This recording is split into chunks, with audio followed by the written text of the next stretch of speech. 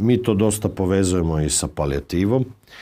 i definitivno je ideja da se u budućnosti taj dom poveže sa palijativom, jer nama je sad palijativa praktički će već je sad palijativa u Novom Marofu najveća u Hrvatskoj. Nakon palijative, kad ste vi recimo, 45 dana u palijativi, onda sad tu dolazi ova priča kam sad sa tim starcom. Svi još koliko god kad su pokretni, on funkcionira. Ne? Sad tu dolaze onda takve vrste domova u kojima mi razmišljamo da, znači definitivno, jedan dobar dio kapaciteta bi bil usmjereni upravo u tom dijelu da s palijative